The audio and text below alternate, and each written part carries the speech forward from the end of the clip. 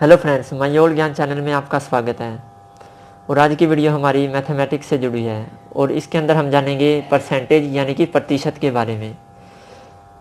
प्रतिशत क्या है और इससे जुड़े कुछ सवाल भी करेंगे जो कि बहुत बार कम्पिटिटिव एग्ज़ाम में पूछे जाते हैं, जैसे कि एसएससी, एस्टेट, सीटेट, इस तरह के एग्ज़ाम में पूछे जाते हैं। तो शुरू करते हैं हमारा आज का टॉपिक। और फ्रेंड्स, अगर आप अभी चैनल पे नए हैं और आपने अभी तक इस चैनल को सब्सक्राइब नहीं किया तो प्लीज़ कर दें और वीडियो को लाइक शेयर ज़रूर करें। तो सबसे पहले हम जानेंगे प्रतिशत के बारे में। प्रतिशत यानी कि प्रतिशत, यानी शत का मतलब 100, यानी 100 के हिसाब से, यानी 100 में से। तो अगर हम कहें कि 20%, तो इसका क्या मतलब होगा कि 20/100, यानी कि 100 में से 20। अगर हम बात करें कि 1000 रुपये हैं और उसमें से हमारा हिस्सा है 20%, तो इसको हम कैसे निकालेंगे? ये 2 जीरो कट जाएंगी तो यहाँ पे आ गया 200। तो ये क्या है? 20%। 1000 रुपये का 20% है। और 20, अब जो प्रतिशत है उसे हम भिन्न में भी बदल सकते हैं। कैसे? 20/100, और यहाँ पे 20 से कम 20, 20×5 तो ये क्या है? 1/5। ये किसके बराबर है? 20% के। ये बराबर है 20/100। अगर हम इस भिन्न को प्रतिशत में बदलें तो यहाँ पे होगा 5 से कम 5, 5 दूनी 10 और ये 0। तो ये भिन्न क्या बन गया? 20% में।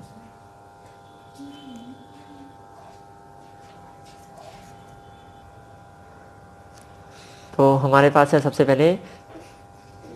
पहला सवाल है, 20 किस संख्या का 25% है?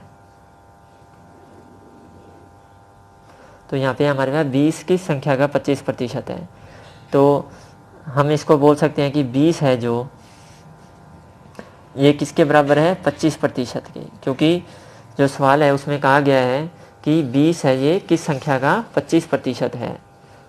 तो यानी कि 25% तो है ही। तो इसको हम ऐसे लिख सकते हैं, 20 बराबर में 25/100। तो इसको हम क्या कर देंगे अब? क्रॉस मल्टीप्लाई, यानी कि आर पार गुना। तो ये क्या हो जाएगा हमारा? यहाँ पे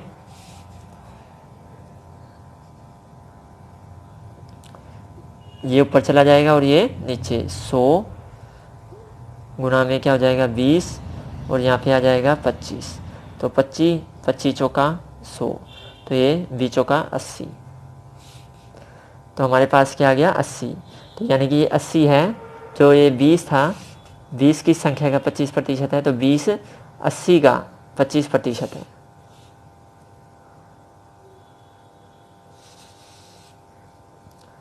तो आई होप कि आपको ये समझ आया होगा। अब हम देखते हैं दूसरा सवाल। इसमें दिया गया है कि दो संख्याएं किसी तीसरी संख्या से क्रमशः 30% और 40% अधिक है, तो पहली संख्या दूसरी संख्या का कितना प्रतिशत है?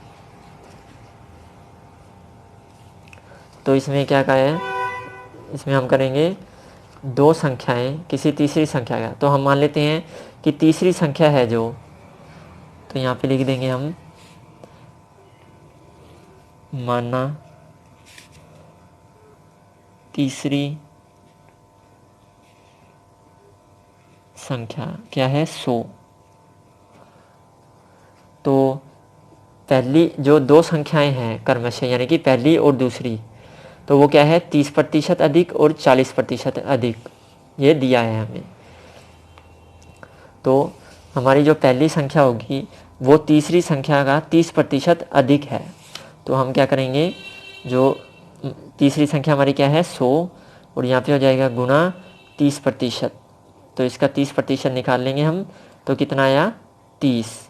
तो इसमें कहा गया है कि 30 और 40% अधिक है, तो यानी कि तीसरी संख्या से। तो इसमें हम क्या करेंगे? जो 30% आया, यानी कि 30, इसमें क्या जोड़ देंगे? 100 जोड़ देंगे, तो ये कितनी होगी? 130। यानी कि पहली संख्या कितनी हुई? 130। तो पहली संख्या किसके बराबर है 130 और दूसरी संख्या है, यानी कि इसी तरह से उसका निकालेंगे तो वो क्या जाएगा 40 और 100 में 40 जोड़ेंगे तो 140। तो हमें निकालना है अब इसका कि तो पहली संख्या दूसरी संख्या का कितना प्रतिशत है, पहली संख्या कितना प्रतिशत है। तो पहली संख्या ऊपर 130 और यहाँ पे हो जाएगा 140 और यहाँ पे क्या हो गया ये गुना में 100, प्रतिशत निकालना है इसलिए 100। तो यहाँ पे क्या आएगा 0 से 0 कट गई, 2 7 14, 2 5 10। तो यहाँ पे ये आगे नहीं कर सकता तो 13 5 65, 650 बटा में 7। इसको हम डिवाइड कर देंगे। तो इसको अगर हम डिवाइड करें तो इसका क्या आएगा 92.85। तो यानी जो ये है पहली संख्या दूसरी संख्या का 92.85% है। यहाँ पे लिखेंगे हम प्रतिशत।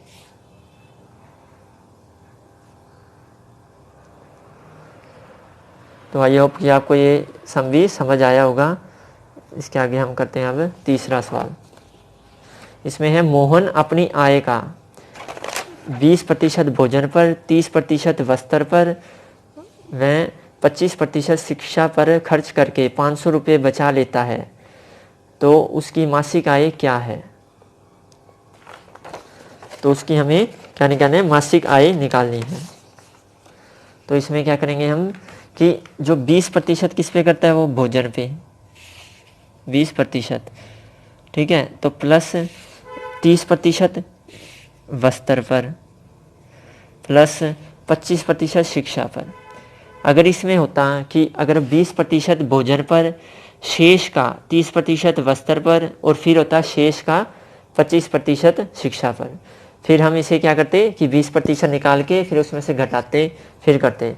लेकिन यहाँ पे है हमारे पास सीधा ही 20%, 30% और 25% खर्च करके 500 रुपये बचा लेता है। तो इसको हम क्या करेंगे आपस में जोड़ लेते हैं। तो 20, 30, 50 और ये 75।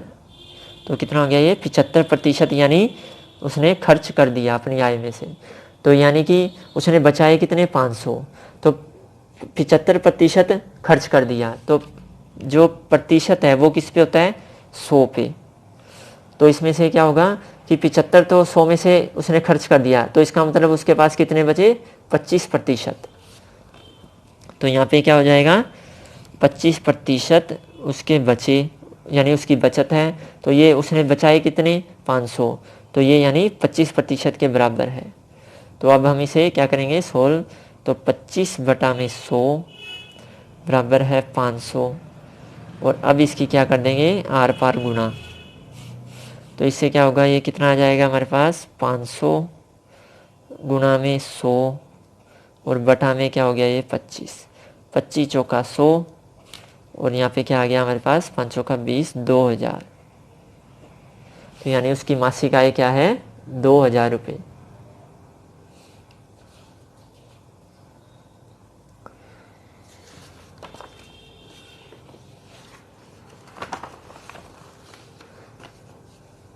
तो अब है हमारे पास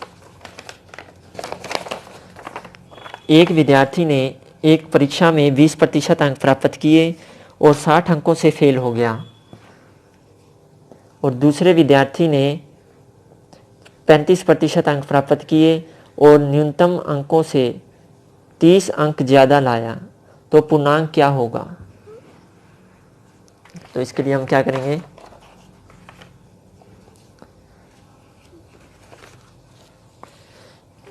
एक विद्यार्थी ने कितने लिए 20% अंक। तो मान लीजिए जो पूर्णांक है, पूर्णांक मानना बराबर है x। तो जो एक परीक्षा में 20% अंक प्राप्त किए, जिसने 20% किए, तो x का हम क्या कर देंगे 20%। तो ये क्या हो गया 20x बटा में 100 और कितने अंकों से फेल हुआ, 60 अंकों से। अगर उसके 60 अंक और आ जाते तो यानी कि वो पास हो जाता। तो प्लस अगर 60 कर दें इसमें, तो यानी कि ये जो है कितने हो गए उसके जो पासिंग मार्क्स, यानी कि न्यूनतम पास होने के लिए जितने चाहिए थे उतने ये नंबर आ गए। इसी तरह दूसरी तरफ है हमारे पास, दूसरा विद्यार्थी ने क्या किया, 35% अंक प्राप्त किए। तो x का फिर 35% ले लेंगे हम, और यहाँ पे हो गया बटा 100, और यहाँ पे उसने क्या किया, 30 अंक ज़्यादा लाया, तो ज़्यादा, तो उसके तो ज़्यादा हो गए 30, तो अगर इसको माइनस कर दे तो ये भी कितना हो गया, जितने हमें पास होने के लिए कम से कम नंबर चाहिए। तो ये दोनों बराबर हैं। तो अब हम क्या करेंगे, 20x बटा में 100 प्लस 60 बराबर 35x बटा में 100 माइनस 30।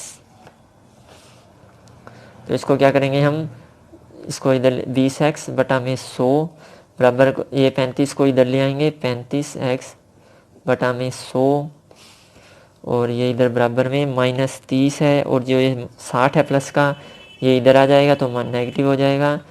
तो अब इसको हम क्या करेंगे, 100 20x minus 35x, minus minus plus, तो ये कितना हो गया ना, -90।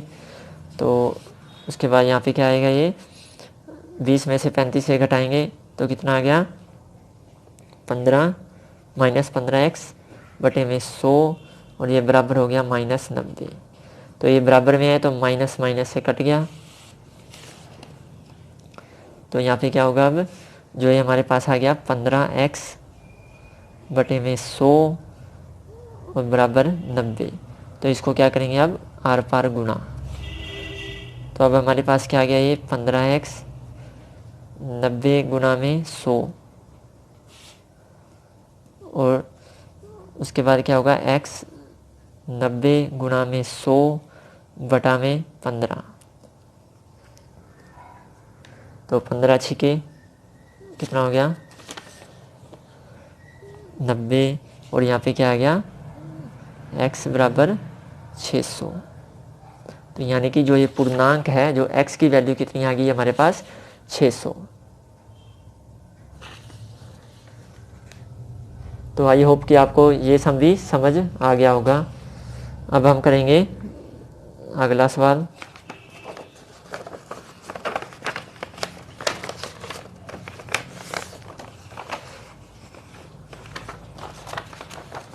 तो अब है हमारे पास 3 संख्याएं,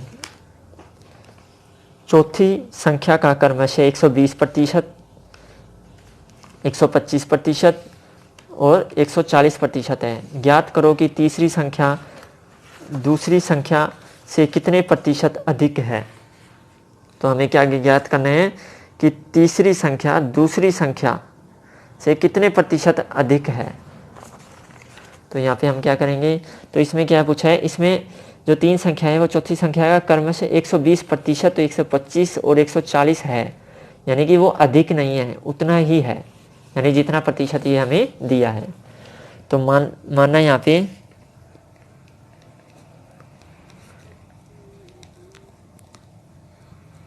चौथी संख्या कितनी है, 100।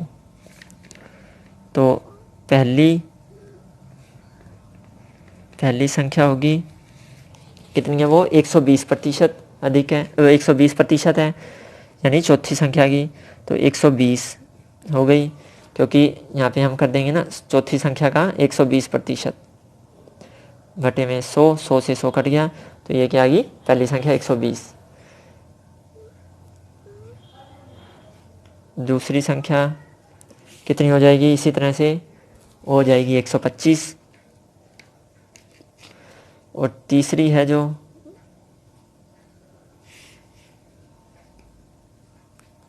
कितनी हो जाएगी, हमें दिया है 140%, तो 140 निकालेंगे इसी तरह से, तो 140।